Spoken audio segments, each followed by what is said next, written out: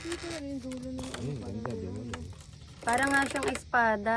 Yung isdang espada. Hindi rin Layo mo lumalaki konti yan na eh. Yan. Pero hindi ka makadoon sa Virgin Island. Gaya talaga Ay, mga isa may isda eh. tangay-tangay na ano. Ayun, may mga tangay-tangay sila sa nguso nilang ano. Sabi nila, ano kaya Pag malaki itong kasi, natikman ayan natin? na, umaano pa, yung makalundag-lundag pa sila eh. Ayun, may mga tangay-tangay sila sa nguso nila. Oh. Ito, tinapay yun. Huwag nyo layuan na kasi mahirap. Dito lang Eh, dapat. Eh, sabi Hindi na kaya yun, ano yan, mga flying fish.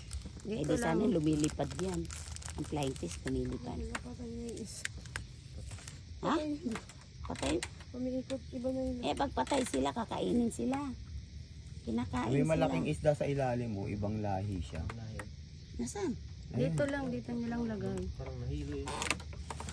Pero buhay pa. Kala ko patay. Kala ko deads na agad.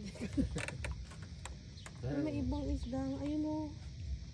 Kulay itim na ano. Oo. Yun ang lumalaki kuya.